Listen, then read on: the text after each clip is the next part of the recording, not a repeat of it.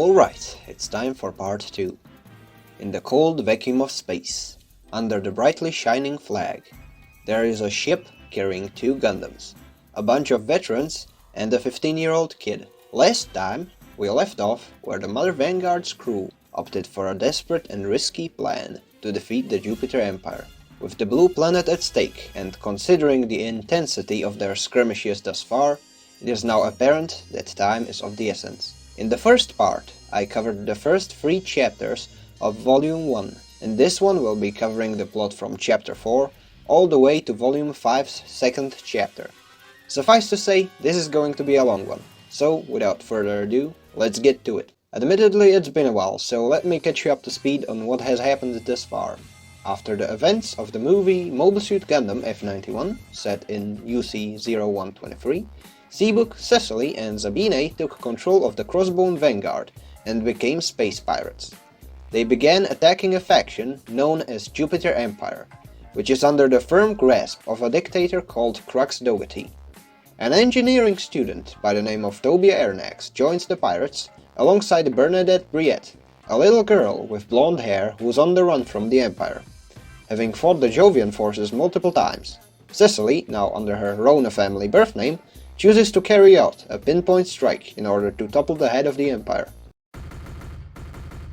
In the Jupiter's orbit, one of the oxygen gathering stations picks up a distress call. Oddly enough, it's Tobia. He's being pursued by Crossbone Vanguard's mobile suits and appears to have a wounded passenger in the cockpit. Suddenly, the X2 pulls out a large beam cannon. This is of course a part of the plan. In the meantime, the Jupiter forces begin to sortie, with a custom-colored red battalion within their ranks. Its pilot is a bearded Jovian, who commands the squad to proceed in a high-mobility formation. This maneuver, by the way, has the battalions retract their legs and enter a sort of a cruising mode, trading fuel efficiency for sheer speed. Having sighted the enemy, Sabine moves on to the plan's next phase, firing upon Tobia's Zondo Gay and heavily damaging it. The one-eyed soldier smirks at the results of his work, which distract him from a red mobile suit coming from the side. The large booster tank attached to the Crossbone Gundam X2 erupts into a fiery blaze. The Black Gundam emerges from the cloud of smoke, encountering the red battalion and having to parry a swift kick from the assailant. Both mobile suits open fire, with the others not staying too far behind. An old man, sitting in the X1's cockpit, flies in to assist Blondie, and after they interrupt Sabine's fight with the red battalion, both agree to retreat back into the ship. The Jovian forces like the cruising speed to chase them, which the bearded Jovian acknowledges with a frustrated sigh. The only thing left from the encounter is the heavily damaged Zondo Gay, which the Jupiter's forces bring onto the ship. The nature of that mission, which Bera and Kincaid brought up earlier, is now made completely clear. Tobia and one of the space pirates are to infiltrate this facility and gather information. Kincaid is playing the part of the wounded escapee, and he's doing a fairly decent job at it, since the Jovians stationed there have fallen for the cover story hook, line and sinker. While the head of the base is quite eager to know more, the bearded Jovian from earlier takes the no-nonsense approach, taking Tobia and Kincaid towards the station's hospital. He also mentions that Tobia reminds him of his son, who perished during a work accident. Upon noticing the look on the pirate kid's face, he gives Tobia a reassuring smile, introducing himself as Barnes Gernsback and escorting the duo to the elevator. As Kincaid and Tobia are continuing through the facility, Kincaid gets up from the stretcher he's been placed on, knocking out the guard. They got in. We go back a little bit, with the captain of the Mother Vanguard giving an announcement to a couple of Jovian prisoners of war. Long story short, she plans to release them. Into space, that is. Now, if you're assuming that getting stranded in space is an especially fucked up way to die, you'd be correct. I mean, if you've seen Victory Gundam, you're more than familiar with what a fate like that could do to a person's psyche. However, Fuala Griffin losing her marbles aside, Bera does order the space pirates to drop the POWs off near the usual Jupiter patrol routes. which is slightly less cruel, but I'll elaborate on this a little bit later. While Tobia is a little surprised about the extent to which he goes to avoid killing, he also comes up with an idea to use these drop-offs as an opportunity for infiltrating the Empire. However, given both Bera's reply and her expression while doing so, he quickly learns that such a thing was tried, and the results were not ideal to say the least. The pirate kid goes to see Kincaid, noticing that something happens to his hand. As it turns out, Kincaid has changed his own fingerprints and added an identification number onto his hand, muttering something about the Jovian security being somewhat strict. He's acting very casual, as opposed to Tobia's more concerned look, and we promptly see the reason for the latter. There's a corpse lying on the table, dressed in a standard Jupiter Empire spacesuit, and as Kincaid clarifies, the deceased pilot is the original owner of the identification number. After all, this is still a war, so the numbers of casualties will never be zero. As the two leave for their mission, the rest of the crew stops by to see them off. The image of the dead Jovian hasn't left Tobia's mind, and the pirate kid starts to think about the contradiction of his new profession. They're fighting a war, during which they have to kill at some point, yet they let their opponents live. Not to mention, regardless of how righteous their goals are, they are still pirates, and they still rob resources. Are the efforts to keep the casualties low just a shallow excuse to give them some kind of a moral high ground? Almost as if he read his thought, Sabine Sharrow chimes in, saying that his suspicions are justified. As we've seen earlier, the one-eyed soldier has more straightforward views on waging a war, seeing mercy as nothing more than a hindrance, and wanting to end conflicts as fast as possible, without any remorse or hesitation. Briefly taken aback by this, Tobia walks off, meeting Bernadette on the way. She is very concerned for the pirate kid, knowing full well what the mission entails. Kincaid tries to reassure her that Tobia will do his best, and the elderly Zondo gay pilot that warned Tobia during the ambush attack from earlier says that the kid has the qualities of a new type. Given how shamelessly did the old man spoil something that will become more important later on, I have no choice but to explain what a new type is. Don't worry, I'll be brief. Just wanted to catch up the people not playing the home game when it comes to Gundam stuff. So, a new type is a human being that has gained some sort of a sixth sense which can help them in combat, and gives them better spatial awareness on top of limited telepathic abilities. That's what a new type is, in the broadest strokes possible.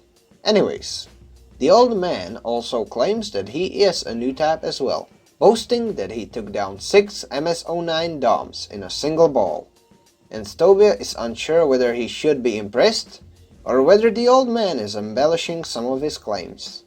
Nonetheless, before he interjects, the old man tries to be a little dramatic and says that one has to endure about 2 or 3 near-death experiences before awakening as a new type. Bernadette hands Tobia a small trinket as a good luck charm, and the pirate kid finally gets to leave. Additionally, Sabine reassures the now disguised Kincaid about the fact that regardless of their disagreements, the blondie can at the very least be trusted with keeping the ship and the bearers safe. Going back to the two infiltrators, both change into Jovian uniforms, continuing onward with the now unconscious guard taking Kincaid's place on the stretcher. Continuing down the hall, Tobia is reminded of Bera's instructions for their infiltration mission. Aside from the summaries of what we already know, the pirate kid also recalls Bera saying something about how the Jupiter Empire goes out of its way to destroy any and all data, should it be at risk of falling into enemy hands, further reinforcing the notion that sneaking in and stealing the data out of Jupiter's database directly is the best course of action. As the two pirates walk through the hallway, Tobia sees a woman begging a taller Jupiter citizen for water, which momentarily distracts him. Just like the boy has heard earlier, the water is much more scarce on Jupiter, which means that most Jovians get it in smaller rations. The woman's husband is sickly and in need of some water, but the tall Jovian's hands are tied. This leads to Tobia briefly breaking character and handing one of the water containers under the stretcher to the woman's daughter, which doesn't go over too well. To prevent the boy from unwittingly dooming them both, Kincaid shuts him up with a right hook and a barrage of reprimands, which successfully distract the onlookers and lets the girl sneak off with the water ration for her father. He then apologizes for the disturbance, helping Tobia up and continuing down the hallway. They suddenly encounter a short-haired man in a mask, but continue onwards, dismissing him as one of the patients. After making it to the station's residential area, they drop off the guard from earlier and make their way to... Tobia falls down, sinking into the urban abyss, surrounded by hexagonal structures of the city's landscape. Well, fall would be a strong word. The gravity here is too weak for it to be called a fall. After bouncing back up, Tobia's fear turns into confusion. Unlike on Earth and its colonies, where one has a sense of up and down, the Empire's residential blocks are built to use free space with maximum efficiency. However, the two can't ponder about Jovian architecture too much, since a loud alarm noise rips through the residential block's ambient chatter. On top of that, there's two Jovian patrol machines, heading towards the pirate duo. They have been discovered. The scene continues in the second volume, where we get to see the shot from another angle. Kincaid barely manages to tell Tobia to flee before his yell is interrupted by gunshots as their mechanical pursuers open fire, with blatant disregard for collateral damage. The pirate kid is momentarily shocked by how indiscriminately the Jupiter Empire's forces fire upon them, forcing Kincaid to shove him out of harm's way.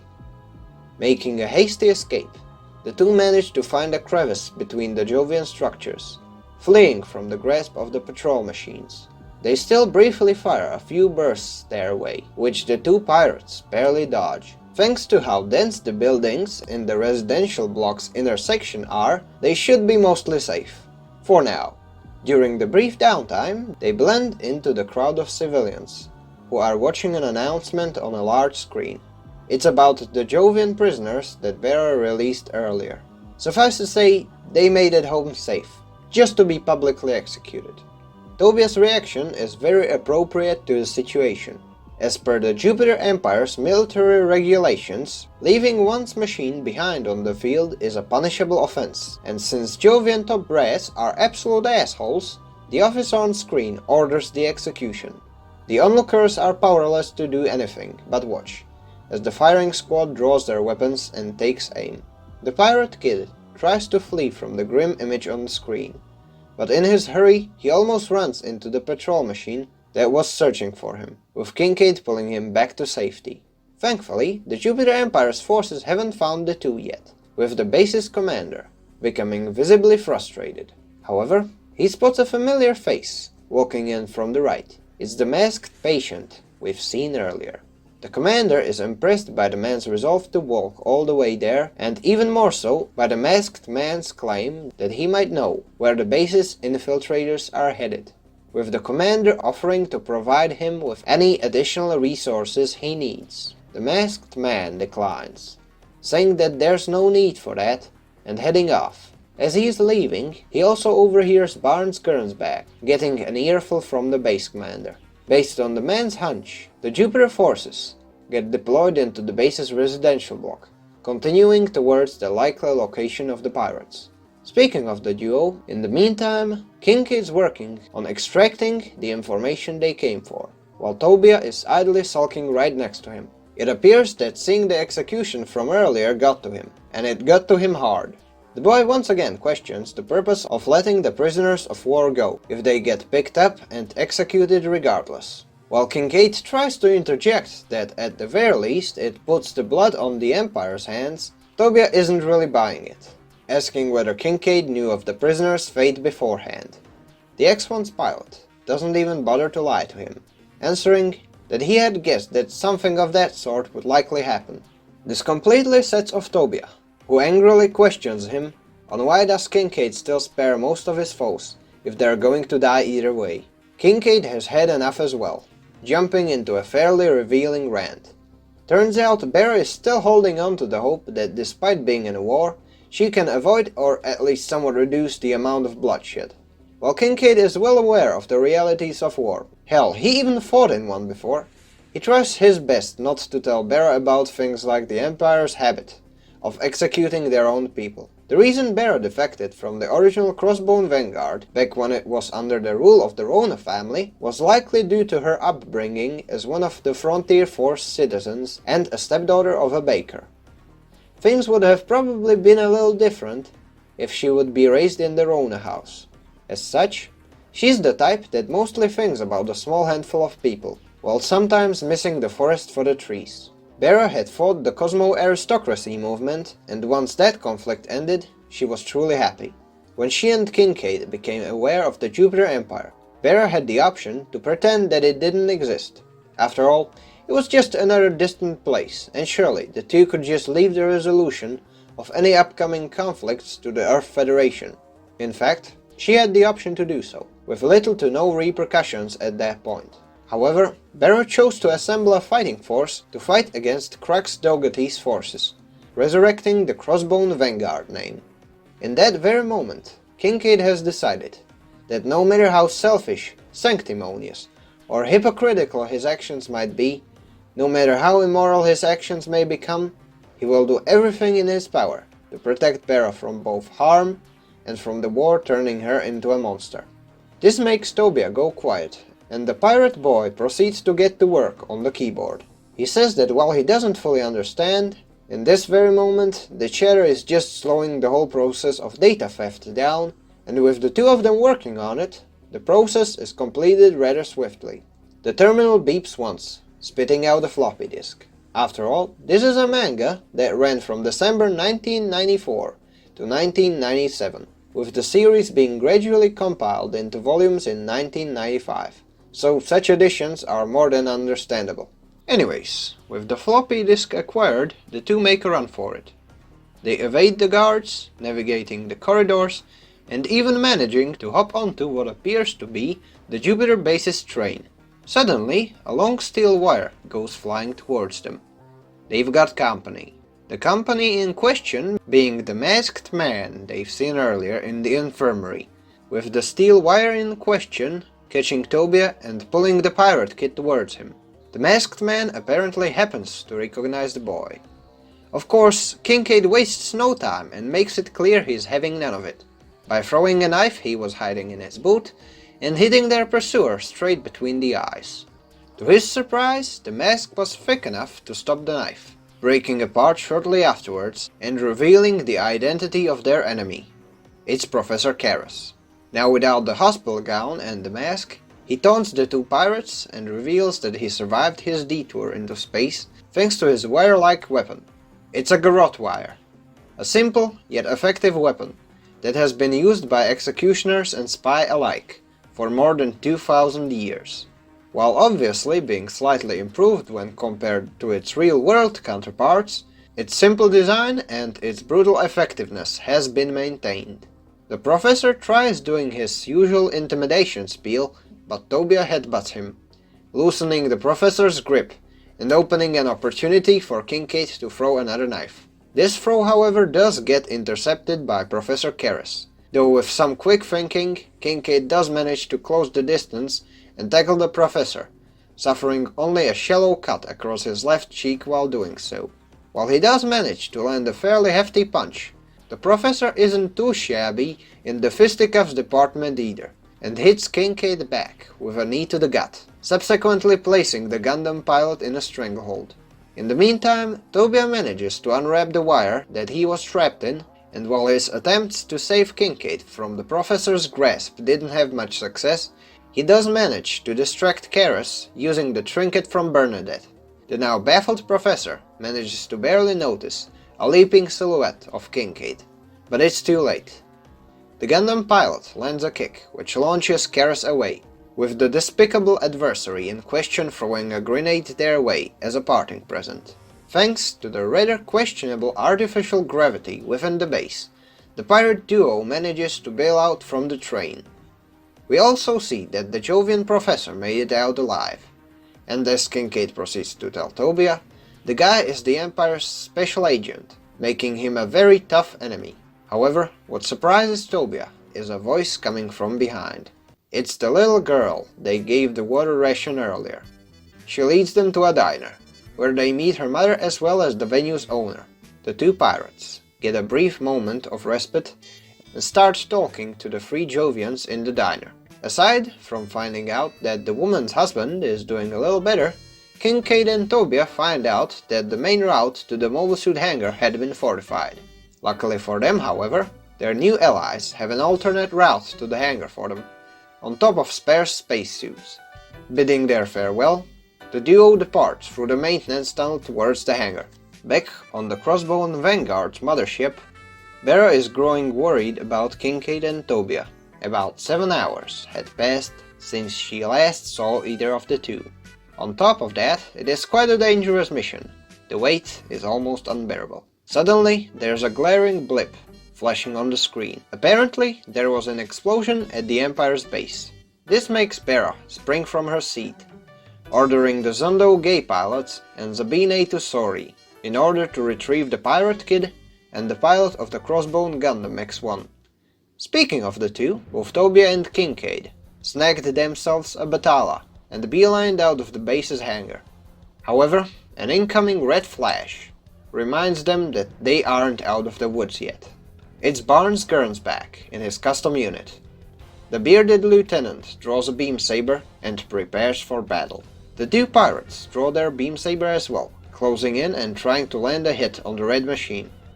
Tobia is having some difficulties fighting Barnes, since the kid is up against an experienced pilot. Kincaid tries to give the Pirate Kid some breathing room by charging in, but since he is not familiar with the machine he is piloting, it has mixed results. Tobia tries to go for the hippie option, discarding his machine gun and flying towards Barnes, but this only infuriates the soldier.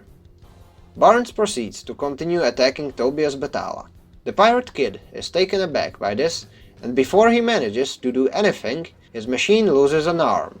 During the fight, the bearded lieutenant also reveals the reason behind his indignation. In the Jupiter sphere, a lot of vital resources are incredibly scarce, which means that for the most part, your average Jovian couldn't give a less of a fuck about who's in charge as long as their oxygen and water keeps getting produced. It is these conditions that make Tobia's pleas ring hollow to Lieutenant Gernsback.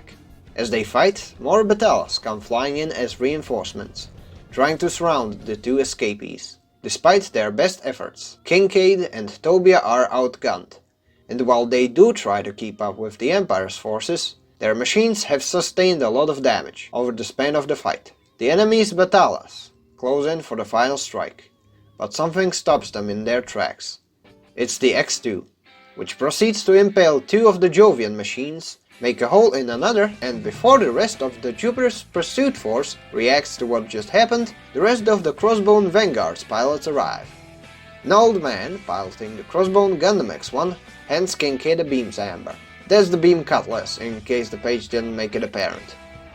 With some help from the X1 and the Zondo Gaze, the enemy force is destroyed, and the two Crossbone Gundam pilots manage to incapacitate Barnes's Batala.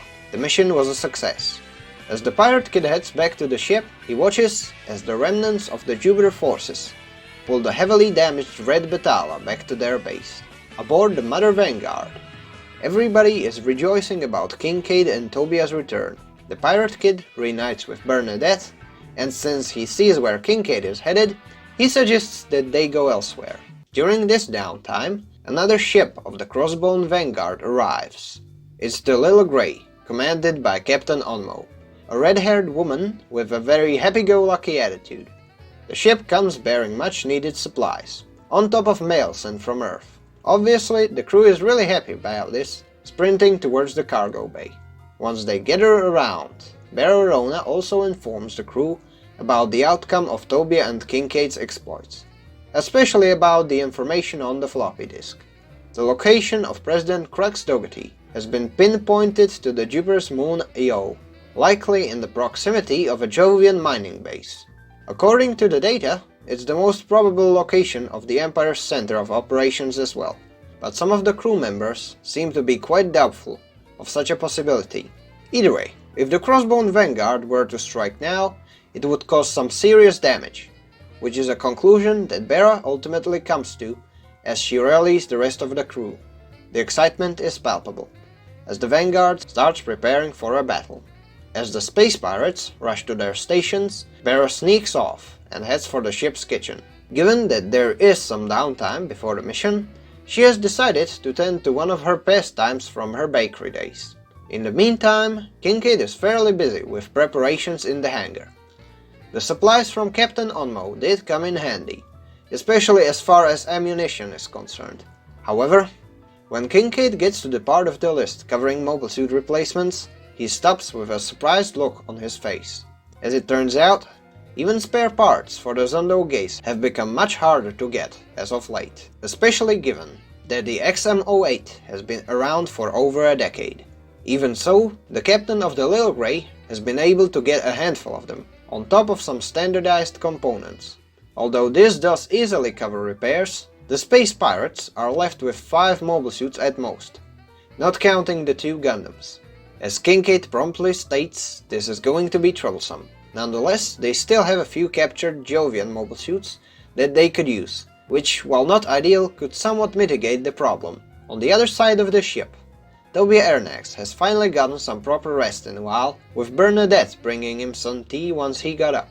The two briefly chat, then the pirate kid remembers about the pendant she gave him earlier and returns it, stating that the lucky charm earned its keep, and even saved his bacon at some point. She simply smiles. This small crystal pendant was a keepsake from Bernadette's mother, who used to live on Earth. She used to tell Bernadette stories about the Blue Planet, and even now, the girl still yearns to visit the Earth and stand on its soil with her own 2 feet. Tobia assures her that such a dream is definitely possible, though suddenly his expression changes to one of slight concern. He briefly thinks back to his recent run-ins with Professor Karras and the Jupiter forces, but once Bernadette asks what's the matter, he quickly brushes her off. His stream of thoughts is momentarily interrupted by Kincaid, who came to check on him and to get the kid something to eat in the meantime. He tries to strike up a conversation about the supply ship outside, but the topic quickly turns to the bread lying on the tray. It's from the batch Bera made, which Kincaid casually mentions, catching Tobia off guard. The pirate kid admits that he might have gotten the wrong impression of her, to which Kincaid tells him that he is being too hard on himself. After a moment, Tobia asks about whether Kincaid and Bera are lovers, which in turn briefly puts the Gundam pilot on the back foot. Back on the bridge, the captain of the Mother Vanguard insists that given the nature of the upcoming mission, Tobia and Bernadette should sit this one out, preferably on the board of the supply ship, especially with that supply ship heading towards Earth. Tobia objects, since he has already been involved in active combat. At the same time, this mission is going to be far more difficult than what he had faced before, which is what Bera retorts with, further adding that his parents would probably be worried. After some convincing, however, the pirate kid gets to stay. As for Bernadette, she is definitely going, and so Tobia goes to see her off. Looking through a window next to the pair, one couldn't help but notice a spherical silhouette. In the distance is Io, the moon that will soon get lit ablaze by the upcoming battle. Much further away, on board of the Little Grey, Captain Onmo goes to check on their blonde-haired guest. She is not in her room, not even under the bed. Bernadette simply can't be found anywhere, well, at least not on Onmo's ship. As the next page shows us, old habits die hard, especially Bernadette's stowaway routine. The crew on deck is on their battle station, anticipating the skirmish, closing in on the cold dead moon that will quickly become their battlefield. Mother Vanguard folds down its mast, entering Io's atmosphere like an oversized throwing dart. The ship is quickly closing in on its target destination, the moon's surface. In the hangar, Crossbone Vanguard pilots are awaiting the touchdown, ready to sorry. Tobia is there as well, sitting inside the cockpit of one of the captured Jovian mobile suits. The kid thinks back at what Lieutenant Barnes told him, but this time the memory only strengthens his resolve to fight. Just like the Jovian soldier, Tobia had lost people who are close to him. His parents died in a colony construction-related accident. However, this loss did not weigh him down. In fact, it is what ultimately drove Tobia to continue his parents' legacy of pioneering and hope. With the ship closing in on the enemy base, Bera orders a missile barrage. The Jupiter Empire responds in kind, with the volley's impact rocking Mother Vanguard's hull. Jovian forces seem to be in a tight formation, in a close proximity to one of Eo's many craters. The formation appears to be 8 ships strong, forming a circular defensive pattern. Seemingly outgunned, the Crossbone Vanguard forces prepare to sortie. They're up against multiple Batala mobile suits, Cangrejo-type mobile armors, and even the high-performance EMS-07 Erebado mobile suits. The Zondo gaze of the Space Pirates launch, though the main ship appears to be going elsewhere. In the meantime, the XM-08 formation starts to clash with the Jupiter force, already sustaining some losses. There is a Jovian patrol in the distance, observing the scene. Suddenly, a familiar white silhouette breaks the deafening silence. It's the Crossbone X1, which wastes no time and punches the lights out on one of the Batalas. His squadmates follow suit, using the confusion of the Jupiter forces to wipe out the rest of the patrol, with the old Zondo Gay pilot even landing a hefty punch on an enemy grunt. Continuing onward, the pilot looks up and bids his old machine farewell. The now discontinued Zondo Gay has been his friend for many past battles. From the X1's cockpit, Kincaid decides to do a quick roll call. Zabine is right next to him, in the X2. Old Man Umon, the former Zondo Gay pilot from earlier, is in one piece, and so are Yona, Haruta, and Jared. In the back of the formation is a custom-colored Pez Batala, belonging to the Pirate Kid himself, Tobia Ernax. This operation is quite the gamble, considering enemy numbers, with Zabine estimating the odds to be 40-1. However, the Crossbone Vanguard's diversion via the Zondo gaze might be the winning edge for them. The stakes are high. Suddenly, a set of silhouettes appear on the edges of the lunar canyon. It's the Jupiter's ground combat units, the EMS-09 wagon.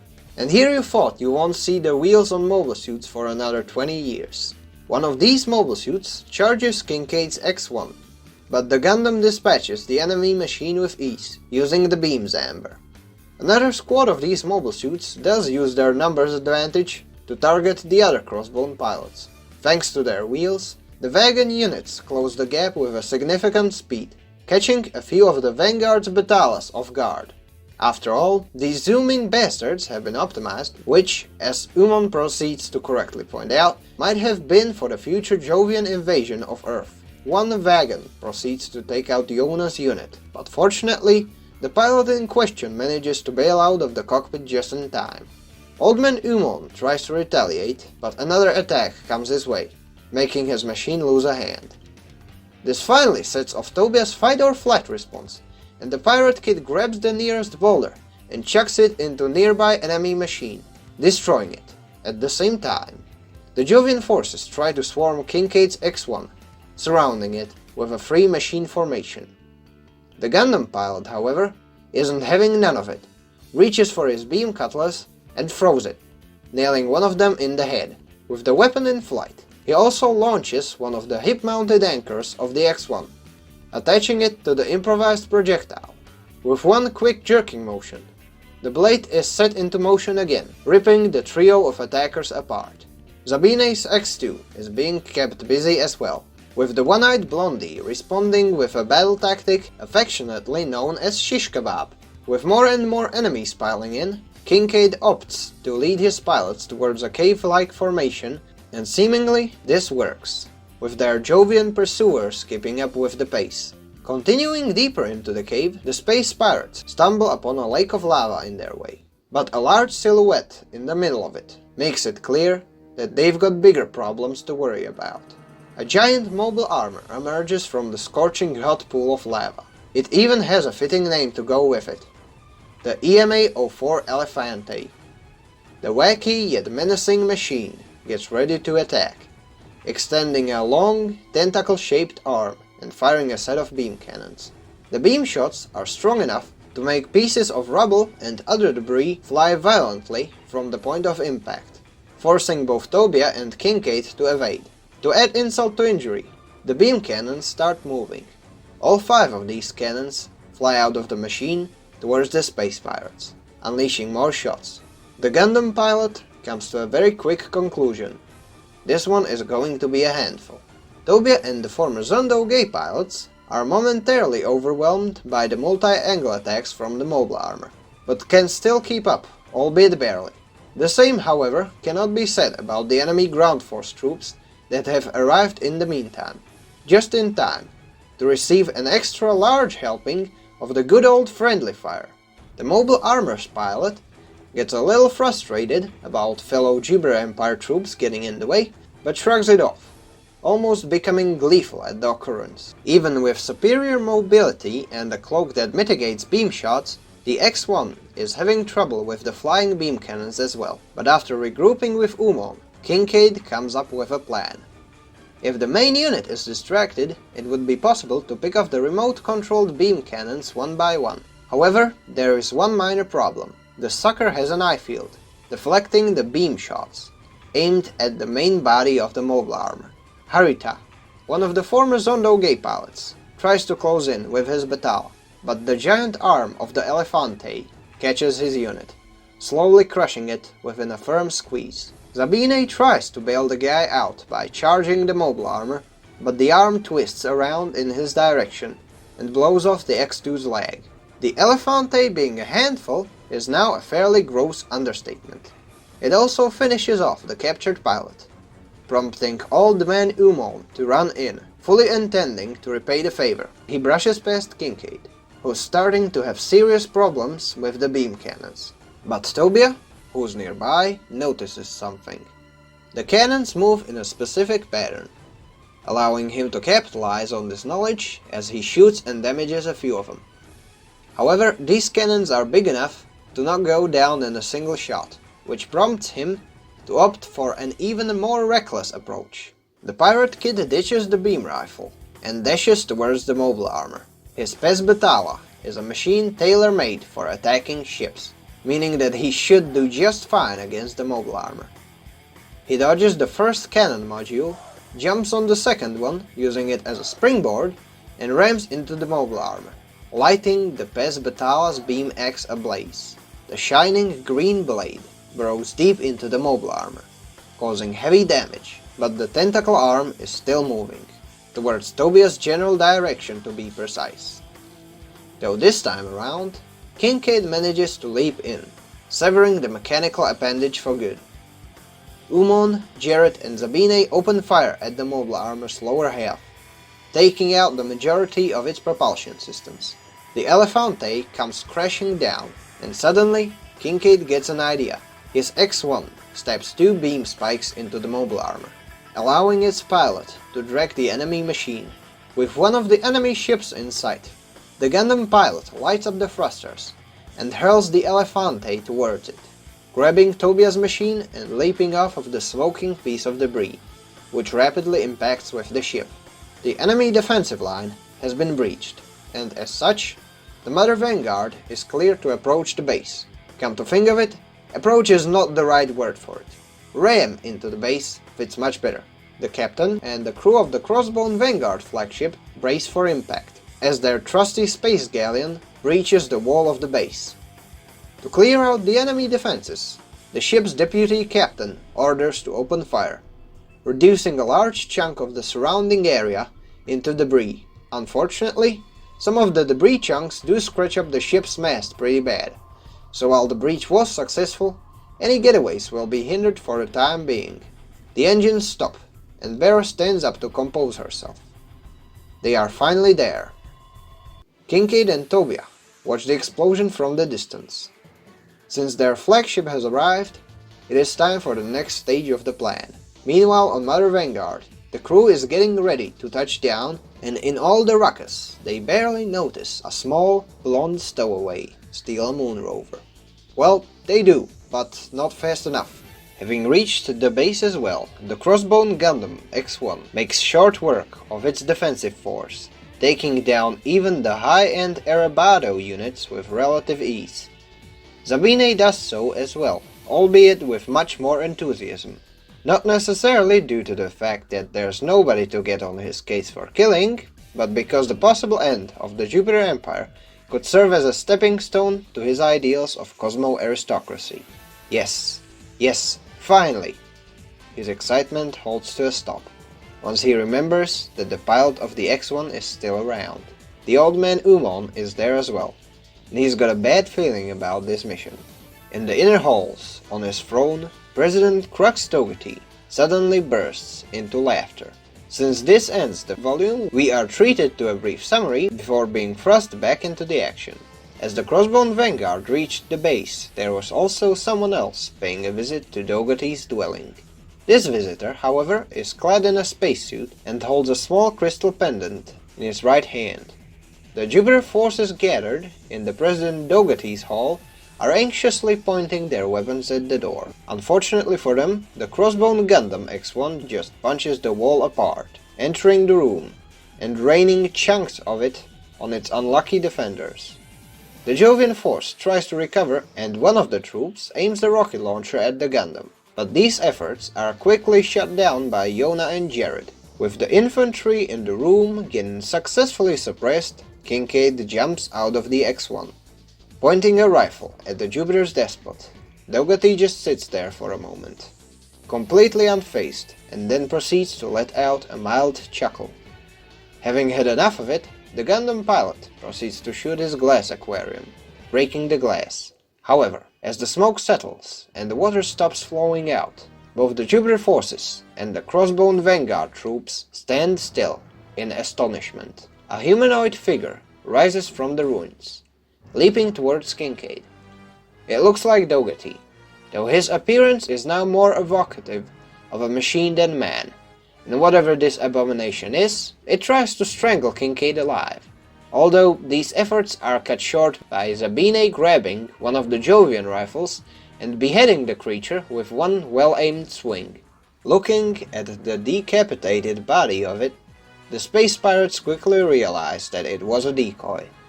Suddenly, a voice coming from the aquarium catches their attention. It's the ruler of the Jupiter Empire himself. President Togetti explains to them that while their mission was technically successful, it turns out the guy had cloned his mind into a set of 9 bio-units, with their originator being currently at the helm of the main Jupiter Empire attack force.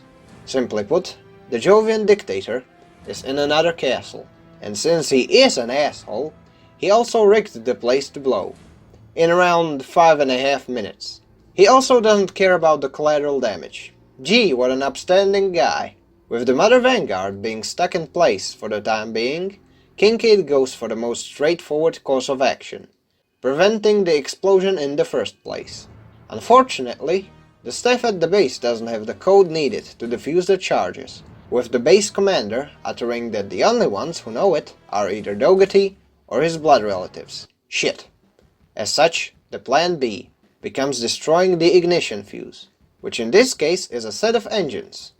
The problem is, there is only one way to get there, and it is quite narrow, though fortunately, it's still big enough for the X1 to go through. As the tunnel curves, enemy forces start to pour in. While Kincaid does manage to rip one of them apart using the heat knife in X1's shoe, it has become apparent that these guys are going to be a serious hindrance. The Gundam pilot tries to talk some sense into them, but going by the replies, he quickly finds out that he has to switch to the language of 5 fingers and metal knuckles. Since the timer on the detonation is still ticking, Kincaid is growing increasingly frustrated, which is understandable, especially with a minute left on the clock. Back inside the throne room, Tobia and the Zondo gay pilots are forced to repel the Jupiter forces, which are making their way inside. 30 seconds later, only 2 enemy mobile suits remain in the tunnel, which Kincaid proceeds to cut down to 1 within 5 seconds. He is so close to the fuses, but at the same time, the time is running short. Not to mention the last remaining enemy proceeds to cling on to his X1, slowing it down. At this point, the timer is showing single digits. Just a few more meters, just a few more seconds. The timer suddenly stops, just as Kincaid finally reaches the engines. The detonation has been averted, though not by him. In the throne room, The space pirates look towards one of the consoles, spotting a person of a short stature. Dougherty's robot head lying on the floor is almost as surprised as the Crossbone Vanguard troops. The person in the spacesuit lets out a sigh, taking off her helmet. It's Bernadette, who wastes no time and gets on the Dullahan puppet's case. Turns out, Crux Dougherty is her father, revealing that Bernadette's birth name was Tetanif Dougherty. The girl also reveals that Crux is an asshole. Well, who would have thought? Meanwhile, near one of the Jupiter Empire's colonies, a ship sets off for a course towards Earth. Its cargo, death. The game is on. In the aftermath of the battle on EO, the Crossbone Vanguard is repairing their flagship's mast. Tobia comments that this operation was quite costly for them. The ship's ammunition, medical supplies, not to mention spare parts on board, were all used up. Fortunately, the Jovian survivors on the moon have agreed to help with the repairs. Nonetheless, Mother Vanguard has been thoroughly beat up, and both the spirits and the energy of the crew on board is at an all-time low. Even so, after the repairs are complete, the flagship of the space pirates finally takes off. With the Jupiter forces heading for Earth, the Crossbone Vanguard has no choice but to chase after it. And yeah, you also get this nice page of the X1 and X2 sitting on the speeding ship. Aboard the giant transport ship of the Jupiter Empire stands a familiar face. It's Barnes Gernsback, who had been requested on board by Professor Karras, who is currently sitting in a sofa. The professor briefly inquires into the man's background, but then cuts straight to the chase. Lieutenant Barnes is to be reassigned to a special team under Karras. This is a specialized fighting force that is currently 3 mobile suits strong. Giri Gadayuka Aspis is the leader of the team. He's also a petty asshole, which becomes an actual plot point later on. He's definitely a special case, that's for sure. Back on the Crossbone Vanguard's flagship, Bernadette lets the rest of the crew know about her father. She argues that the reason why she stowed away wasn't any sort of an ulterior motive, and that she just wanted to go to Earth, which is why she traveled undercover as an exchange student and eventually got involved in this mess. Even after defecting to space pirates, she thought it would be prudent to keep her cover. I'd say she makes a decent case, and after a brief pause, the captain seems to agree. Also, notice that Tobia was nervously holding something in his left hand before the final decision was made. That will also be important later on. With Bear officially vouching for the little stowaway, Tobia lets out a sigh of relief.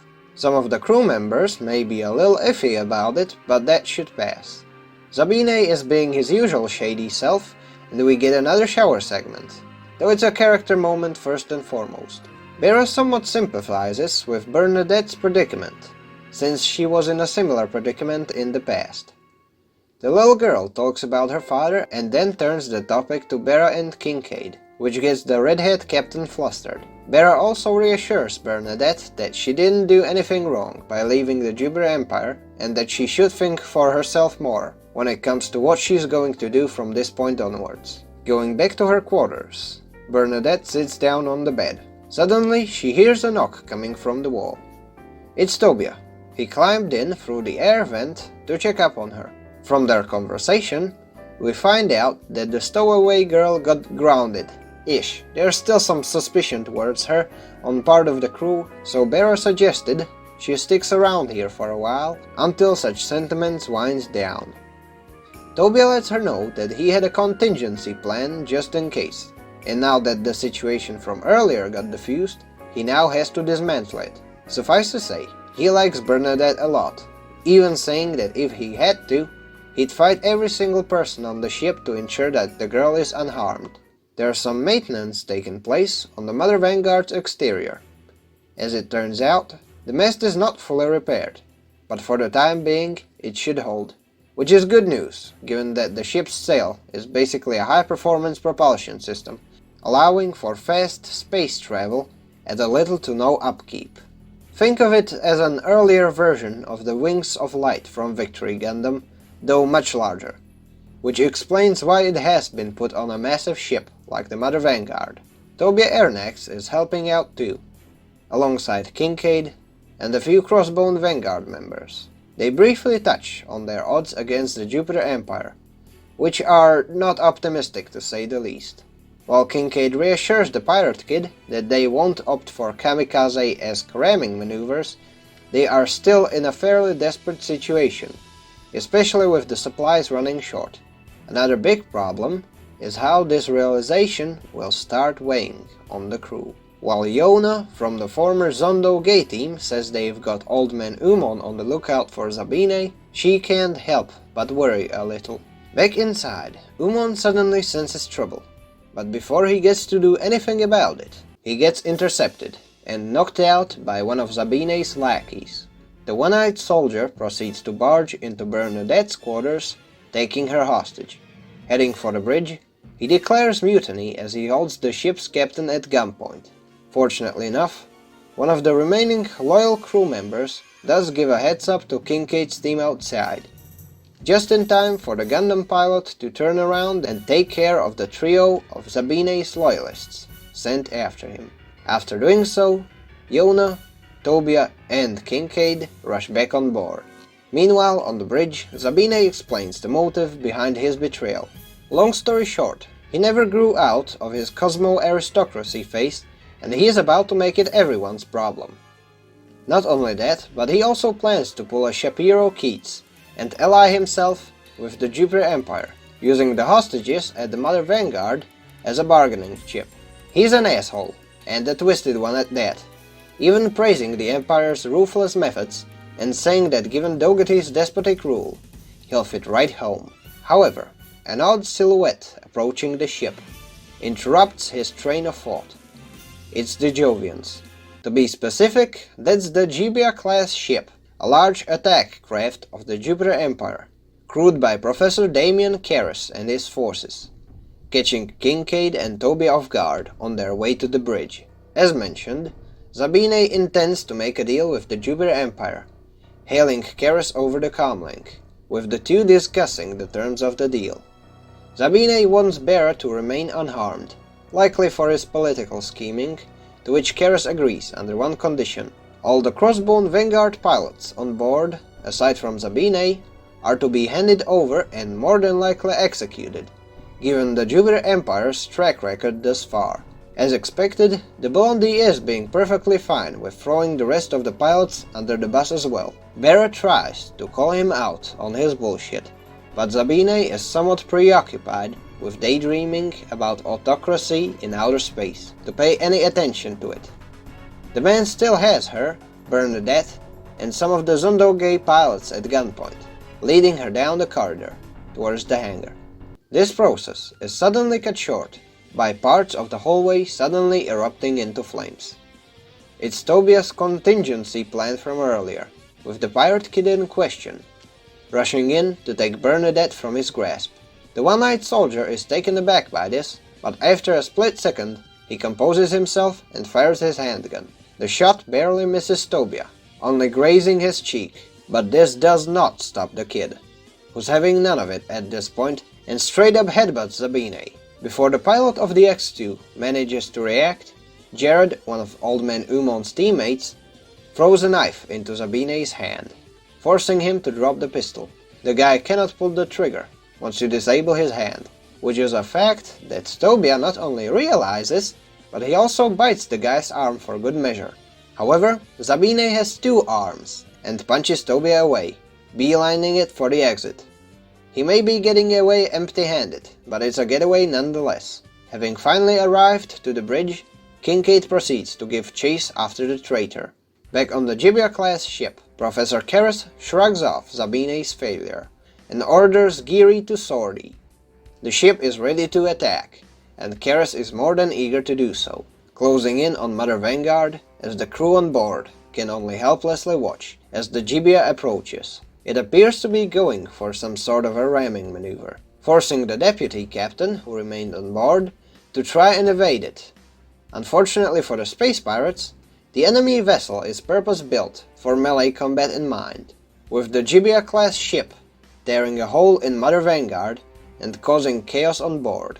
Since Dougherty's daughter is still inside the ship, Karis tells his subordinates to wait with the gas, one of the war crime related parts of their plan, and launch the Deathgale squadron instead. At the moment though, the adversary that Kincaid is preoccupied with is Zabine in his Crossbone Gundam X2. Zabine is almost elated that he finally gets to settle an old score and charges Kincaid. Though as their sabers clash, the wound on the one-eyed soldier's hand makes him falter and get pushed back. However, before Kincaid can capitalize on the opening, their battle gets interrupted by a blurry silhouette briefly separating them. Zabine makes his escape, and before Kincaid tries to catch up, a set of explosions cut off the X1's path, which is followed by 3 mobile suits landing onto the Mother Vanguard. It's the Deathgale team. The menacing trio lands in a tight formation, facing Kincaid and itching to commence their attack. All 3 of these are custom models, each tailor-made for its pilot. The smallest machine of the formation is the insect-like Abiho, followed by the long-armed Quaverze and the bulky, dark-colored machine, appropriately named Tortuga. As their visor covers click in place, we're introduced to each of the Deathgale pilots. Giri Gadayuka Aspis is the leader of the team, piloting the Quaverze, Rosemary Raspberry using the Abiho, and Barnes sitting inside the Tortuga. With a single blink of an eye, the Deathgale team launches a coordinated attack on Kincaid's machine, with the Abiho trying to flank it. The Gundam pilot does manage to react to it, but this enemy is simply too fast, hitting the X1 with what appears to be a needle gun. Kincaid has barely any time to recollect, before having to face the Quaverze. The enemy machine uses one of the whip-like weapons mounted on its arms to lunge at Kincaid. And while the pirate does mostly evade the attack, it still cuts into the X1's mantle. This is followed by a horizontal swipe that tears up the front of the mantle, but before a possible third attack takes place, Kincaid quickly assembles his beam rifle and fires at the machine from up close. While the enemy does manage to block it, he charges in to engage in melee, but the Quaverze pulls back. The red machine takes cover behind the Tortuga, which Kincaid tries to hit by throwing a beam saber. He doesn't miss, but the attack gets blocked by the giant beam shield on Tortuga's back. Suddenly, Kincaid comes to a startling realization. Each of the 3 mobile suits within the Deathgale team have been designed and made to counter the Crossbone Vanguard's tactics. Having noticed this, he yells at the approaching Batala pilots to stay back, but one of them, Ronim, ignores the warning and tries to charge the massive Tortuga. Jumping in, he lands a hit on the machine, but suddenly realizes one thing way too late. Upon piercing the Tortuga's outer armor, the arm of his machine got coated in a quickly hardening adhesive, trapping him and leaving him open for a strike from the Tortuga's arms. The captured Batala gets promptly shredded right in front of Kincaid. Using the element of surprise, the Quaverze attacks the Gundam pilot, and before he can react, it slices X1's right arm, using the second whip-like weapon to take out the left hand as well. The pirate's machine may be a double amputee, but that doesn't make it any less dangerous. Kincaid readies his stance and prepares for a fight. The winds of death begin to blow. Things are looking quite bleak on the Mother Vanguard as well. The damage is heavy, the ship is surrounded, and their current fighting force is composed of a single Crossbone Gundam and a few EMS-06 Batalas that have been captured from the Jupiter forces. Speaking of the X1, the unit is still keeping up with its 3 adversaries, albeit barely. Rosemary begins laughing at Kincaid's defiant struggle, but still admits that the trio can't land a single hit on him.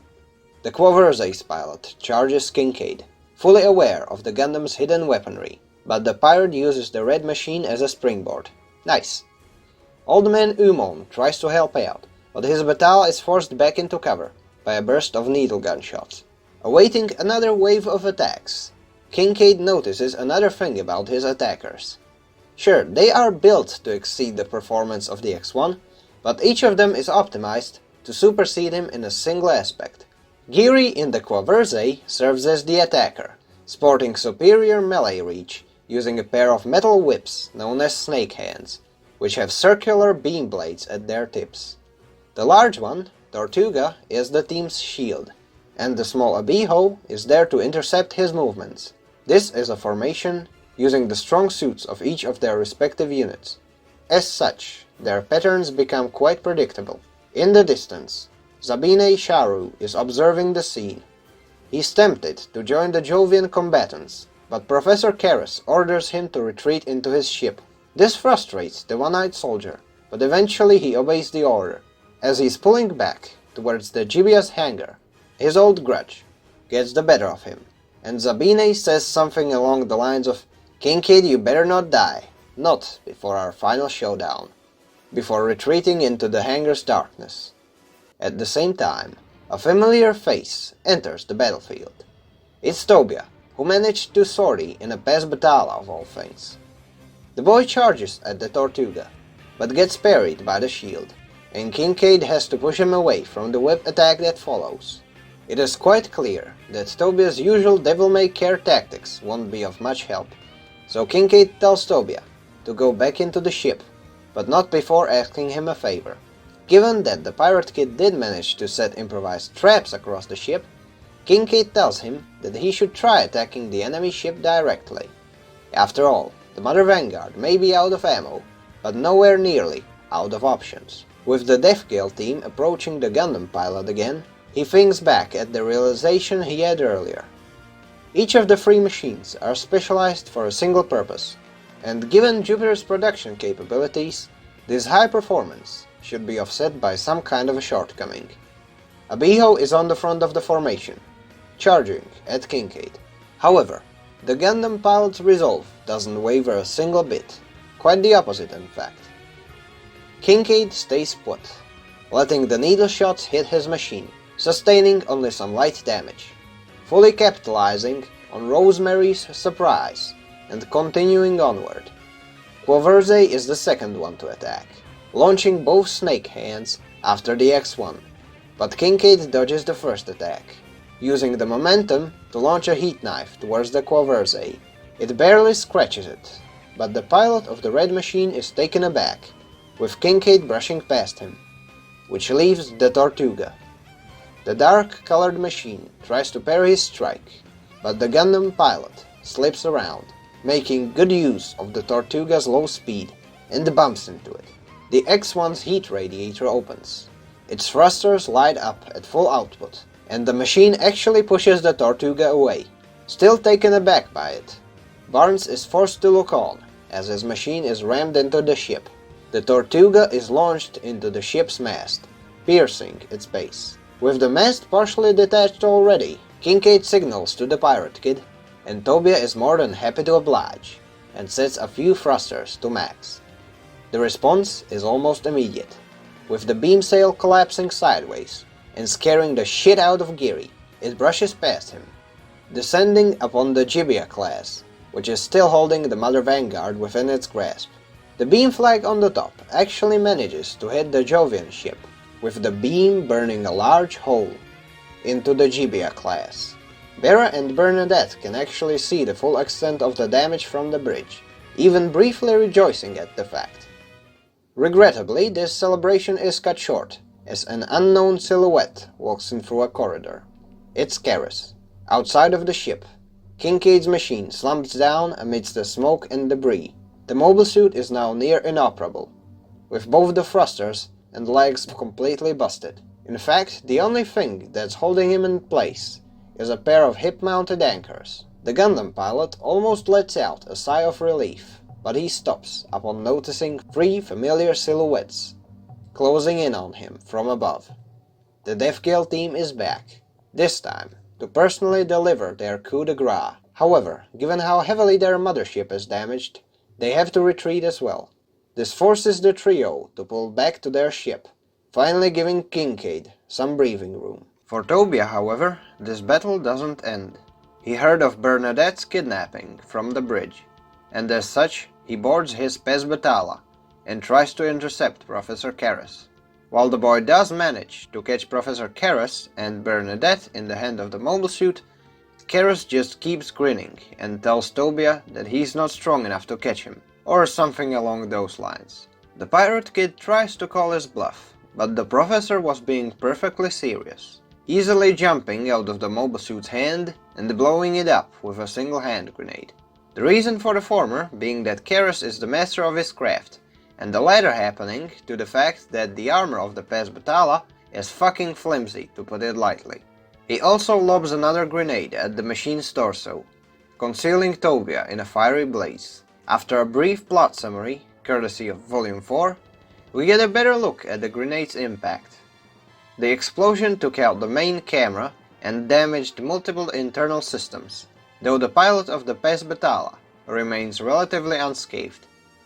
Tobia tries to go after Karis, even without a functioning camera, intending to rely on his eyesight. But the professor did account for that possibility as well. He points his pistol at the kid and hits him square in the chest. As the Gibia class leaves, the laugh of Professor Karis can be heard in the distance. And if you're wondering whether Tobia died or not, well, the manga's being fairly blatant about the pirate kid being alive, albeit a little groggy and under the weather. Turns out he was captured by the Jupiter forces shortly after getting shot by Karis and restrained inside an unfamiliar room. However, Tobia's confusion quickly fades once the voice of Professor Karis enters the room. The boy is understandably pissed, especially after the professor taunts him about the shape Mother Vanguard and its crew are probably in. Nonetheless, he remains in the empty room, with Karis telling him that he's been sentenced to death over the speaker. Tobia tells him to fuck off, but at the same time the thought makes him grit his teeth a little. His thoughts then drift to Bernadette. Speaking of Dougherty's daughter, she is elsewhere on the ship, being escorted to see her father. She walks down the corridor, arriving in front of a glass tank, and facing down Crux Dougherty's decrepit silhouette. Crux Dougherty tries to address his daughter, but she shuts him down, knowing full well that the person in front of her is one of Dougherty's clones. However, he reassures the girl that he is the real thing. Another two silhouettes of Dougherty's appear in the tank, with one in the middle asking Bernadette which one is the real one. To add insult to injury, more Dougherty clones show up, and one of them answers her surprise with an explanation. In this state, each of the clones is a near-perfect replica of her father, down to his personality, mannerisms, and even thoughts. Seeing her terrified look, the Dougherty clone asks her a single question. What does she want? Bernadette simply replies that she wants the invasion of Earth to stop, to which the Jupiter's ruler bursts into laughter, with the laugh resonating amidst his clones. The truth is, he didn't merely send his forces to Earth in order to conquer it. In fact, his plans are much more wretched. He could care less about military conquests. Even if he took over the blue planet, it wouldn't bring him any satisfaction. He also doesn't care whether his daughter lives or dies either. The only reason he has for keeping her around is to keep up appearances. Returning back to the topic of his intentions, he states that for the purpose of his plan, the Earth isn't even necessary. Elsewhere on the ship, Sabine is getting strung up and tortured. Turns out, the main disadvantage of going full Shapiro Keats is that you are going to be beaten to a pulp, since the Jupiter Empire's forces don't trust him yet. Especially Geary. But Geary is a dick, so I suppose it serves the traitor right. Even so, the one-eyed soldier insists on his spiel, ranting about how he's on board with the Dougherty regime. Devigale's commander still doesn't buy it, and orders his troops to fry him some more. Observing the scene, Barnes Gernsback gets disgusted and turns to leave. It is clear that Geary is doing so mainly out of sheer spite. However, before he departs, Rosemary, who's also in the room, strikes a brief conversation with him. As it turns out, Geary is a new type, who has been given command over the team to test his aptitude, and Rosemary admits that as long as it brings in results, she doesn't really care about the means. Another part of the ship is filling with a different kind of noise. It appears to be some sort of a coliseum, and the excitement is palpable as the Jovian guards bring in a new fighter. It's Tobia. He has been sentenced to death, but given his notoriety, the firing squad was replaced by an arena. Another reason why he's dragged into the Coliseum is that Professor Karras personally arranged it. As it turns out, Karras is a social Darwinist. Well, calling him one would be an understatement. The man believes the same thing as Akame ga Kill's character Esdeath, albeit without a sizable rack to accompany the sheer madness and malice of these ideas. Long story short, he wants Tobia to fight to the death and either emerge victorious or die as a weakling.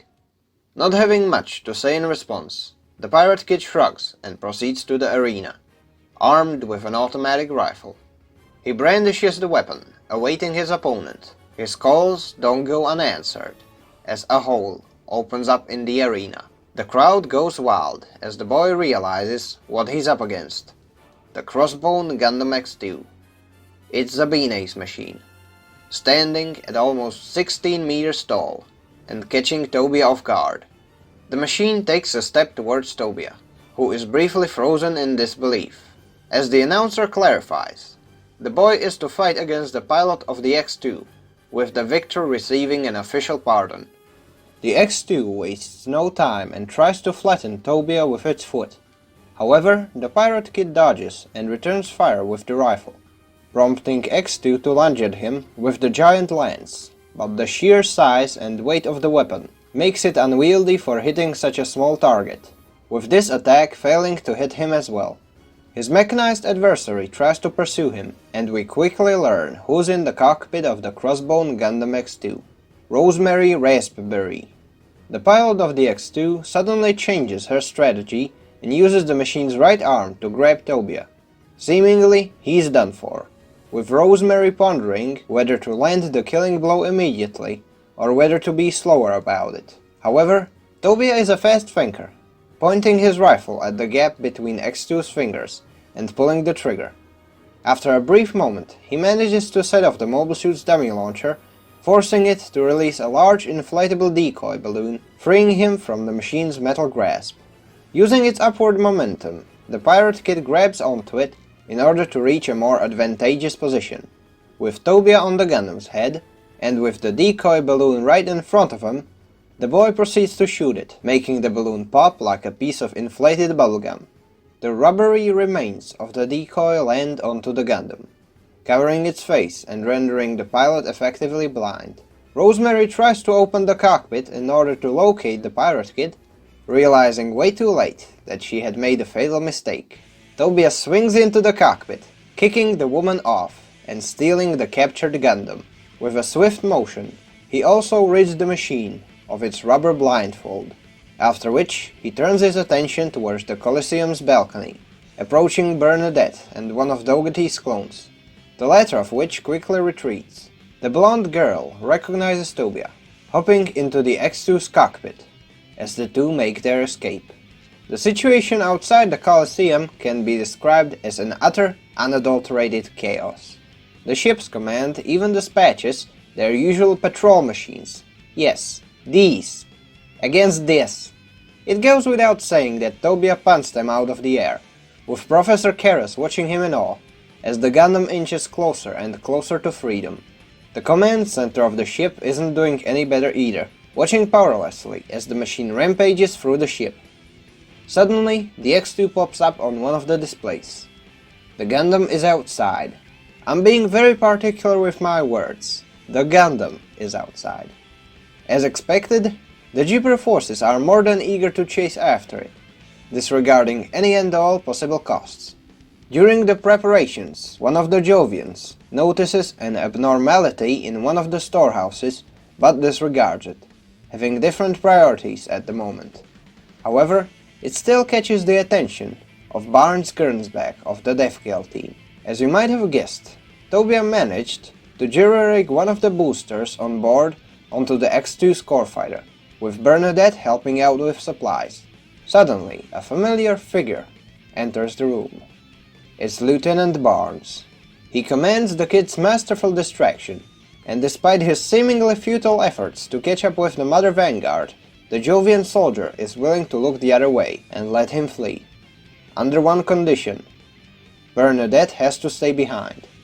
While Tobia isn't too receptive to the offer, given the condition, The girl reassures him that everything will be fine. She's still holding on to the hope that she can change the mind of her wicked father. With time being of the essence, she gives Tobia a smooch and sees him off. The engines on the booster light up, and the core fighter starts to flee into the emptiness of space, with the Jovians on the main ship catching a brief glimpse of its silhouette. Ultimately though, the Jupiter forces choose not to pursue him, given both the speed of his craft and the slim chances of it reaching its goal. 3 days later though, one of Dougherty's underlings comes up with surprising news. They received a transmission from one of the Jovian reconnaissance units. Apparently, the kid's core fighter had reached its mothership. Given the unlikeliness of such a development, the Jupiter's ruler lets out a playful laugh, intrigued by the occurrence. Back in the core fighter, Tobia's eyes collapsed on the seat. After 3 days, 3 tiresome days, he finally made it. Having docked in the hangar, he sees Kincaid, alongside with other Crossbone Vanguard pilots, rejoicing at his return. The crew on the bridge is happy to see him as well, with Yona and Old Man Umon commenting on how unlikely his return seemed from such a long distance, though Tobia admits that he pulled it off partially by calculating the trajectory and partially by hoping that the ship would be in one piece by the time he arrived. For the pirate kid, his return to the Mother Vanguard is quite bittersweet, given that while he got to see his friends again, the boy did have to leave Bernadette behind. He makes a promise to himself that even if it's the last thing he'll do, he will save Bernadette from the Empire's grasp. Tobia also tells the ship's captain about what Crux Dougherty disclosed to his daughter about his plans. There is one specific part of it that sticks out to Bera. To control humanity, Earth wouldn't be necessary.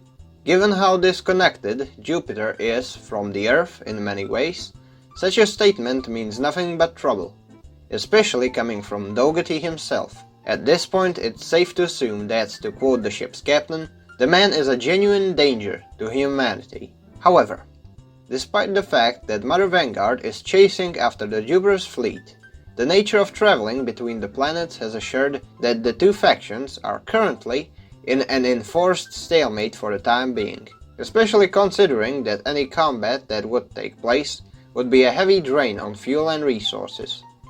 The mothership of the Crossbone Vanguard also hasn't fully recovered from its most recent battle, which in turn shattered any hopes of outpacing the Jovians on their race towards Earth.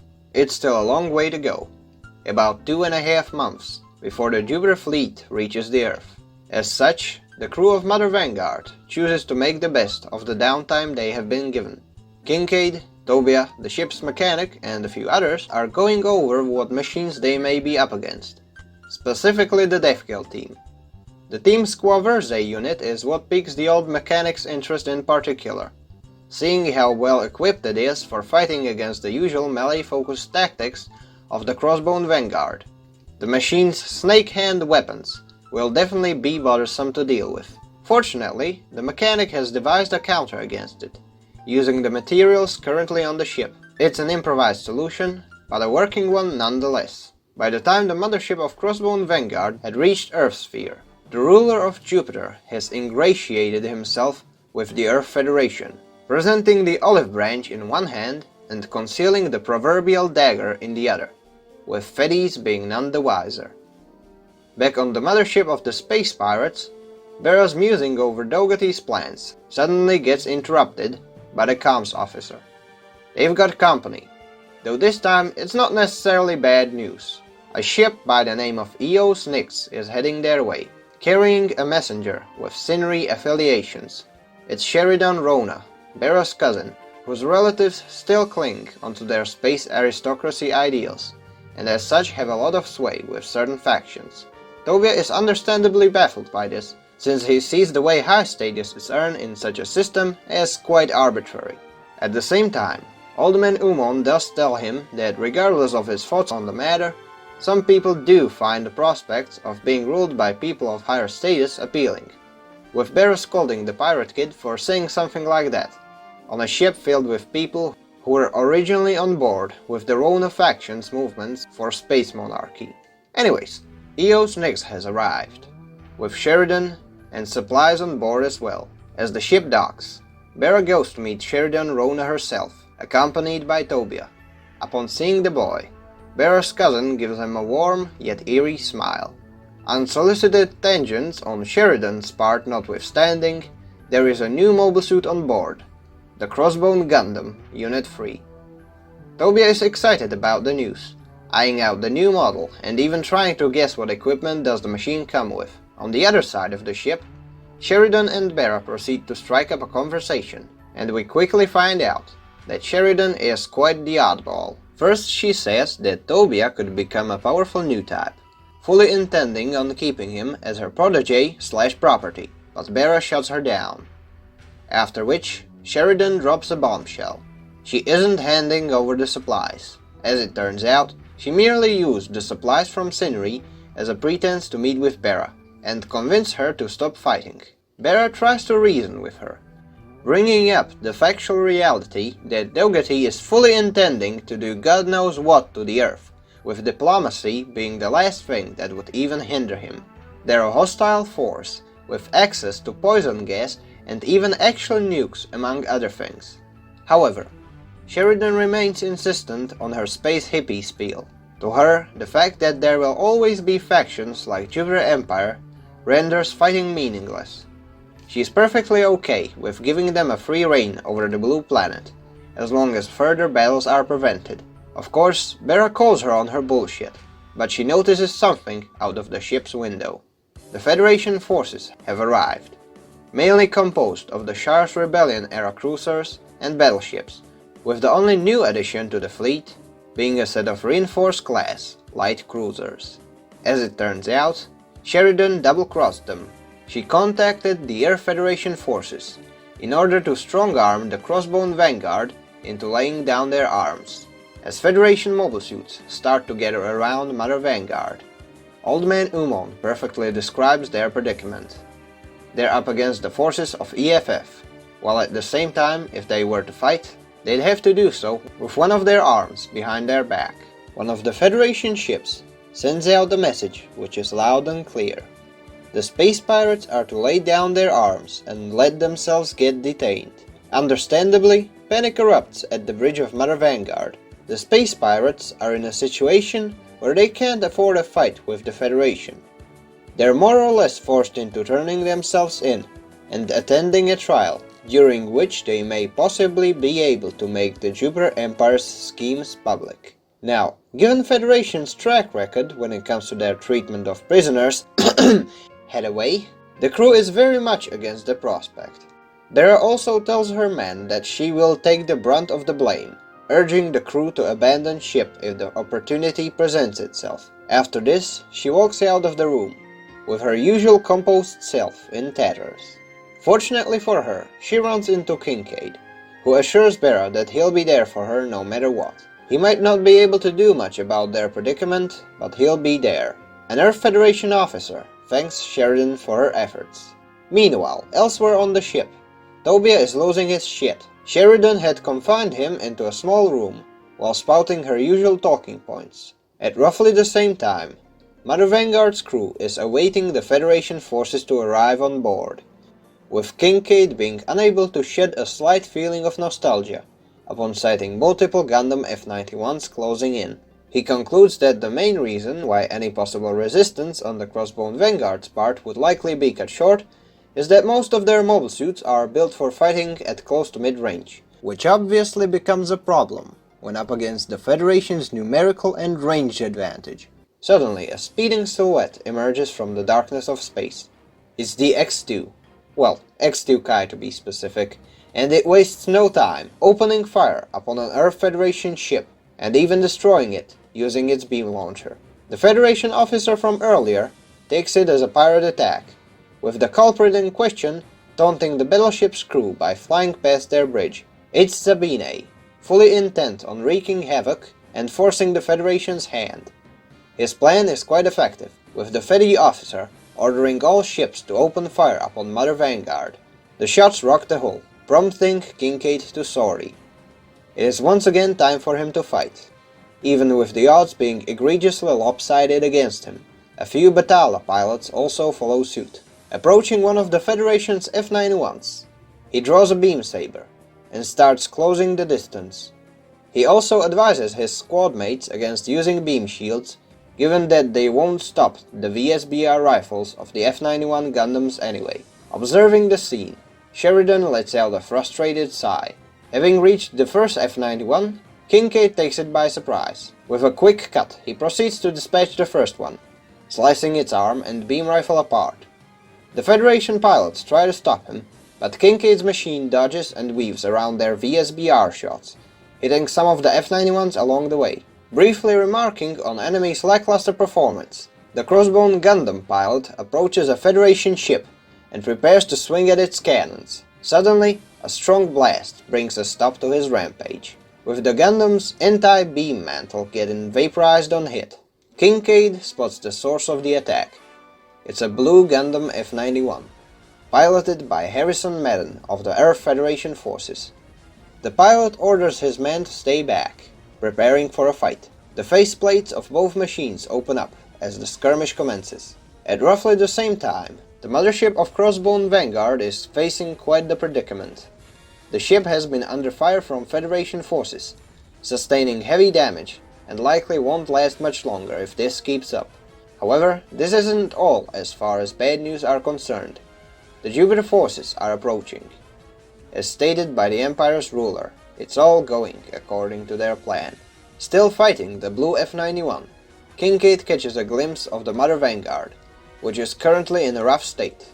In the distance, he can also see the silhouettes of the approaching Jupiter forces. The sheer speed of both F-91 and Kincaid's machines keep the two somewhat evenly matched. With the only good hit the space pirate gets in, only tearing off one of F-91's cooling fins. Harrison's unit responds with a point-blank machine cannon and Vulcan's barrage, forcing Kincaid to deploy his beam shield. This is the first time anyone forced him to do so. It still won't do much against the VSBR rifles that the blue F-91 quickly switched to. Kincaid tries to dodge the VSBR shots while gradually closing the distance, until suddenly the F-91 gets a lock on his machine. With some quick thinking, Kincaid quickly detaches both beam shields and throws them forward, shortly before Harrison's VSBR fires. The shot pierces both shields, decreasing in power as it passes through each of them, with a much thinner beam of light flying at Kincaid, who readies his beam saber almost as if he's intending to block it. In an unexpected turn of events, his machine does manage to pull it off, though some of the particles from the VSBR shot still scratch up his cameras and sensors. With Kincaid's Gundam reaching melee range, its pilot proceeds to completely disarm the F-91 with a single hit, heavily damaging Harrison's machine. The Federation pilot starts thinking he's done for, even awaiting the final strike. But Kincaid holsters the beam saber and rushes back to his ship. On the Mother Vanguard, the Batala pilots are having quite a hard time with Devgale Team Squaverze. However, the red machine suddenly stops in place. Kincaid now has returned. This time around, his X-1 has had a few upgrades, so despite damaged sensors, he should be more than well equipped for the upcoming fight. He charges in, with the rest of the Jovian trio arriving onto the scene as well. Meanwhile, still trapped on Sheridan's ship, Tobia overhears something interesting from a Federation broadcast. Apparently, Bernadette will be joining the fight as well. The girl is awoken from her rest, given a change of clothes, and escorted to Dougherty's fish tank. Her father tells her the story in a mobile armor. The machine in question is automated, and should she perish, it will only serve to motivate his forces. Simply put, Crux Dougherty intends on using his own daughter as an expendable pawn. He even starts boasting about how his clone form has rid him of certain hindrances. In fact, he sees Bernadette as yet another hindrance, something to get rid of. Sitting in the cockpit of EMA-06 Elegorella, Bernadette's thoughts proceed to focus on Tobia, as some sort of a call for help. The pirate kid in question is still on EOS Nix, though no longer locked in a room. Tobia's resourcefulness allowed him to make a break for it, flee the room, and even start making his way towards a hangar. But suddenly, the boy stops, noticing a familiar silhouette. It's Sheridan, standing in his way, and being seemingly apathetic to her cousin's current predicament. She even tries to convince Tobia, who, as she asserts, is also a new type of her standpoint. Sheridan also attempts to appeal to new type potential, insisting that if he leaves, his soul will only be dragged down. Her spiel continues, but Tobia's confused expression gradually transforms into a smirk. At first he thought that Bera releasing POWs into outer space was naive, but this is beyond delusional. Even with the guards barging in, the boy steps forward, telling Sheridan to get out of his way. He could care less about any sort of new type gobbledygook. All he knows is that he is human, and being human is enough. Tobia also emphasizes his point by landing a pretty solid left hook on her and starting to walk away. He charges the guard standing in his way, stealing his knife and returning to Sheridan. Showing her his arm, he drags the blade across the back of his arm, creating a shallow yet quite visible wound, almost as a display of his resolve. Some of the guards try to pursue him, but the now heavily whimpering Sheridan calls them off. Having hopped into the new model, Crossbone Gundam X3, Tobia sheds the large cloth covering the machine. The eyes light up as the X3 stands up. The boy had made a promise, and he will keep it, leaving Eos nicks through a hole he made in its hull. He sets the machine's thrusters to max, and starts heading towards Mother Vanguard. As Tobia finally sorties, a specialized Jupiter formation exits the main Jovian battleship. It's composed of a single EMA-06 mobile armor, escorted by a squad of EMS-08 Dionas. Seeing the current state of Mother Vanguard, one of the Diona pilots remarks that at this rate, the ship will be in pieces by the time their formation reaches it. After all, their machines are there for demonstration purposes, so such a scenario would be for the better. The chatter among Jupiter's forces is suddenly cut short by a thundering roar, almost freezing them in place. The originator of the sound is the distant silhouette. Speeding towards them is the X3, piloted by Tobia, who's dead set on being the man of his word. This is also where we get a nice page spread featuring the Crossbone Gundam X3 in its entirety. Upon sighting the boy's machine, the Diona pilots open fire at the approaching Gundam. Tobia tries to turn on a beam shield to block them, but he quickly learns that the X3 has none. Instead, the button activates the machine's eye field, deflecting the incoming beam shots. The pirate kid also notices that there is a time limit to the arm-mounted beam deflection barriers, limiting their use to 105 seconds per each arm, with a 2-minute recharge time after the time is up. Unimpeded by the beam shots, the pirate kid proceeds to grab one of the Dionas and shoves them over. Back at the Mother Vanguard, Kincaid is fighting the Deathgale team. Suddenly, he hears a familiar voice over the comms. It's Tobia, who tells him to try and hold out a little more, with the boy planning to come to his aid. Kincaid finally unveils the weapon that the ship's mechanic was working on earlier. It is a long whip, featuring a metal drill bit on its tip. The space pirate swings it, catching the snake hand of Geary's machine. He also informs Tobia that their mothership likely won't last any longer. Bera has already set off the self-destruct sequence for it a while ago, with the crew heading off to escape pods. In 5 minutes the ship is set to explode, and around that time the space pirates will try and make a run for it. If Tobia can escape as well, Kincaid asks him to take care of Bernadette and Bera, before turning his focus back on fighting the Red Jovian machine. Suddenly the Quaverse disappears out of his sight. He is surrounded by smoke coming from the ship, with the Jupiter's mobile suits nowhere to be seen. However, a black silhouette emerges from the smoke. It's Zabine, and he's here to settle an old score. Meanwhile, Tobia finally draws his machine's weapon, even landing a strike on one of the Dionas. Mind you, this is supposed to be a beam weapon, and he doesn't even bother turning it on, being perfectly content with tearing his foes apart with sheer blunt force. What remains of the formation is left stunned at the boy's fighting style, though Tobia sees it somewhat differently. Admittedly, he grabbed whatever weapon was on board, and as such he doesn't have the slightest clue how to operate the damn thing.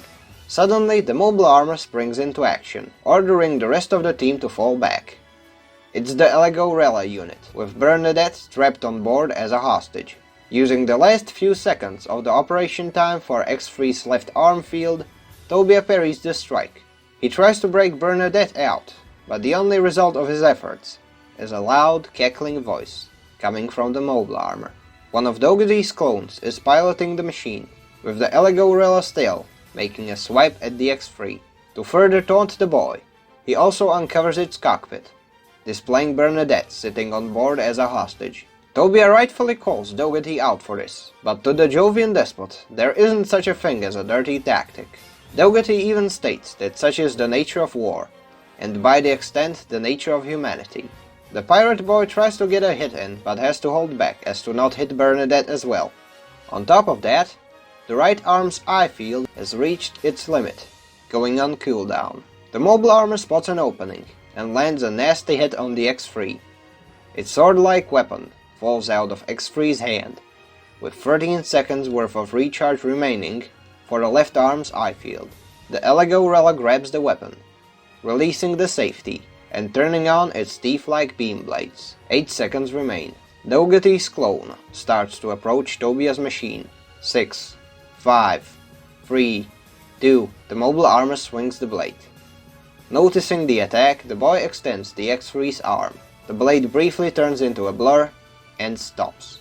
Tobia caught the attack. This intrigues Dougherty. The boy caught it using his machine's left arm, turning on its eye field the moment it became available. However, Tobia isn't satisfied with merely stopping the attack, pressing the weapon in his grasp into the mobile armor's thick shell.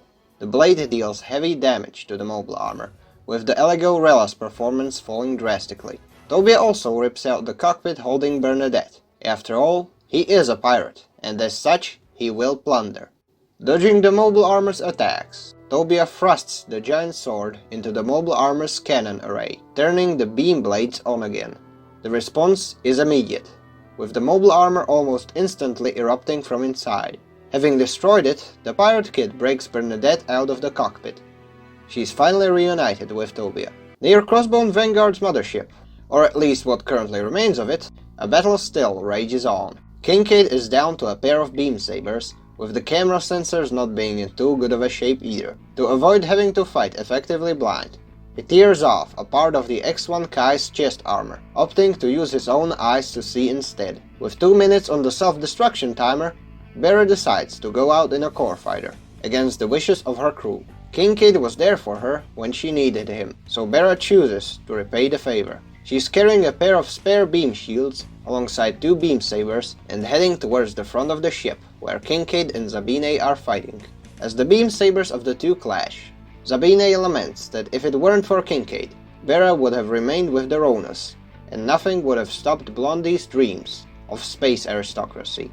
With a single move, the one-eyed soldier disarms Kincaid's machine, though before he can follow up on it, Bera flies in with the core fighter, firing its beam guns, and forcing Zabine's machine back. However, it's still just a core fighter, with the X2 Kai hitting one of its thrusters by tossing a beam saber at it. Bera still manages to drop off the spare weapons and beam shield before having to retreat. Kincaid reaches for the beam shield, but suddenly he notices Zabine approaching him with a beam saber. The one-eyed soldier lunges towards X1 Kai's torso, and the hit connects. Blondie lets out a triumphant laugh, having seemingly killed his opponent, and decapitating his machine. For good measure, he also kicks it away. At this point, Tobia finally arrives, diving past Zabine's X2 Kai and heading for Mother Vanguard. There's less than 30 seconds on the countdown, with Bera watching on helplessly as Kincaid's X1 Kai drifts towards the orbit. 20 seconds. Tobia retrieves the core fighter. With 15 seconds remaining, Zabine retreats, knowing full well that the ship is about to detonate. After a brief moment, Mother Vanguard explodes in a fiery blaze, with its debris flying everywhere. Crux Dougherty watches the destruction from his ship, with an Earth Federation officer thanking him for cooperation. However, among the many pieces of the spaceship falling onto the Earth, he spots a small metal container entering the atmosphere. It's an escape pod. By the time Tobia touches down on the blue planet, he's panting with exhaustion, with Bernadette being just as tired as he is. Nonetheless, the boy climbs out seeing the planet's blue sky, and feeling grass under his feet for the first time. Walking through the wilderness, even for a brief while, feels oddly serene. Suddenly he panics, spotting a deer. This ends the sizable midsection of Crossbone's 1990s run, going from Volume 1 Chapter 4 all the way to Volume 5's second chapter.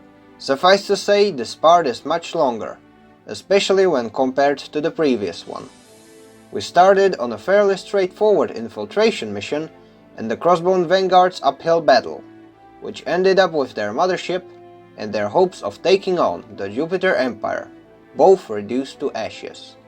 The ship is gone, its crew scattered, Seabook Arno presumed dead, and Tobia left stranded on Earth, alongside Bernadette and Cecily Fairchild.